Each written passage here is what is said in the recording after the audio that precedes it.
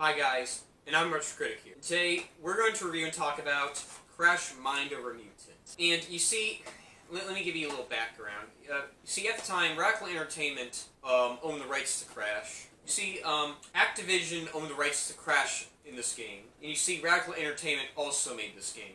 And Activision still owned the rights to Crash, and Activision wanted to be more creative for Crash. And that's why Radical Entertainment wanted to make Crash so weird and different. And I will admit, even though it's different, it's a creative idea. And it's a creative idea that they have for these games. I mean, but let's be honest, this is not Crash. These are not Crash games, okay? We have to be completely upfront about that. These are not Crash games when we think about it. And this is where Crash went to shit, and Crash went down the shitter.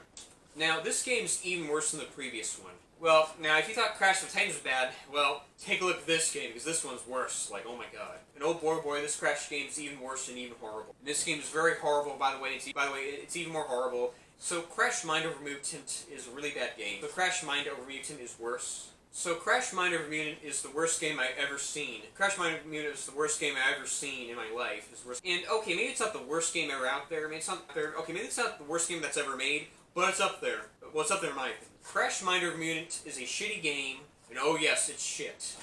And this is an insult to the whole franchise. And this game insults the intelligence of every Crash fan that's out there. And it's an insult to the whole series, and it's an insult to the intelligence of every Crash fan out there. And this game is one of them. And this game is the most horrendous game I've ever seen. And you're looking at it now, and this is one of them. So let's take a look at this game, and let's go, and let's see for ourselves. And let's try it, and let's see for ourselves. So the story of the game opens up with cartoons. Yes, that's right. It opens up where the last game left off. And it starts off where Crash has to stop Cortex's mind control experiments. And the story is that Crash has to stop Cortex and Brio again. And Crash has to save the day again. And the game literally opens up with just cartoon cutscenes. I don't know why cartoons all of a sudden. But because of the mind control device, it has cartoon. The game, it has cartoon cutscenes in them, and you do later start to fight Brio, and Brio teams up with Cortex again. I mean, and I guess you see cartoon cutscenes because of the mind control device. Like, I guess the mind control device creates cartoon cutscenes. Like when you have the mind control device, you see the cartoon cutscenes, I guess. Or it's just trying to be funny, I don't know. So then, there are these cartoon cutscenes with Crash and Aku. And I don't know why there are cartoon cutscenes with Crash and Aku. And I guess the game wants to be funny and original and creative, and there's nothing wrong with being original and creative, but the way this game goes about it is very parody-like, and it's a joke, and the game is parody-like at this point, and the game comes off as a parody, and the game comes off as a parody, and the game is a joke, and the game is a joke, and the game is a joke, and I don't know why, but I guess it wants to be funny and silly and crazy and out there and wild and weird and different and fun and something like that, and something to look back on. And this game is absurd and it makes no sense. And goofy and odd and strange, and just downright bizarre. Like, oh my god, just why? Like this, like I guess want to be funny with these. I don't know. I'm just like why? Like why these cartoon cutscenes? I guess wants to be funny with these cartoon cutscenes. I mean, like why these? Like why these cartoon cutscenes? It's ridiculous and silly and just messed up. And okay, there's like this one scene in the game where I'm not gonna lie, I thought it was funny. That was like one funny line from Brio, and Dr. Brio references the first game that he was in the first game, and it's about the ray gun, but like the ray gun in the original game, and the original villains of the first game. I like that. I like that little self-awareness, that little joke right there. Yes, it is I, Embryo. My name sounds like fetus. No doubt you all remember me as the creator of the Evolvo Ray. That was him? I thought Cortex did that. Of course it was me. I invented the Evolvo Ray and mutagenetic techniques still used by that treacherous Cortex today. I was in the first game! Lovely mutagen. So good. And I'm very happy to be back. And I'm not gonna lie, it is kind of funny, and I kind of like its little self-aware humor, I guess. Oh, and then Uka gets betrayed by Cortex, and Cortex betrays Uka for his own evil deeds, and Cortex betrays to be like the original game. So, a later game, you also fight a mind-controlled Coco, but then you fight Coco, and then you stop the mind-controlled device, and the mind-controlled device is gone, and Coco's back to normal. You fight Coco, as a mind-controlled boss. But Coco, as a boss battle, it was okay and mediocre. And then you destroy the mind-control device, and the boss battle was mediocre and okay. Then you help Coco, then you turn her back to normal. But later in the game, then Brio was betrayed by Cortex again, and was left behind by Cortex again. And Crash has a boss battle with a mind-control Crunch, and then Crash defeat and destroy Brio, and then defeat and destroy the mind-controlled Crunch, and Crunch turns back to normal, and then you help Brio, then you help Crunch back to normal, then you help Brio, then you help Crunch back to normal, and then after you beat Crunch,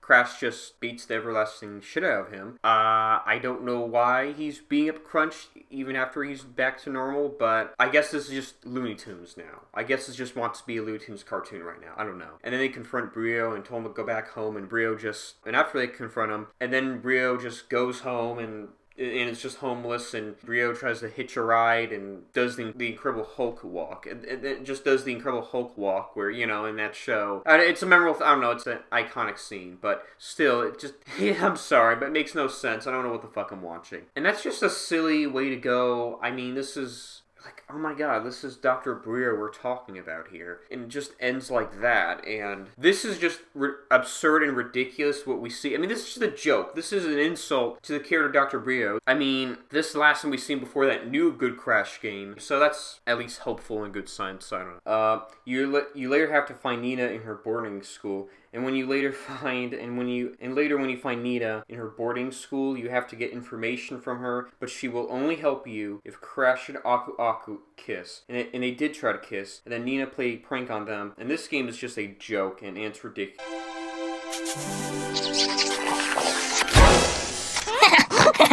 Losers. And the idea of Crash and Aku kissing is awful. And when they started to do it, I thought to myself, this is just a joke, and it's ridiculous, and it's a ridiculous one for these two, and you feel bad for these two, and you feel bad for them, and it's just a crappy game overall, and it's crappy overall as a whole. Like, what the hell is this? I'm thinking to myself, this is a joke, this is ridiculous, what the hell is going on? This is just a terrible scene right here. Oh my god.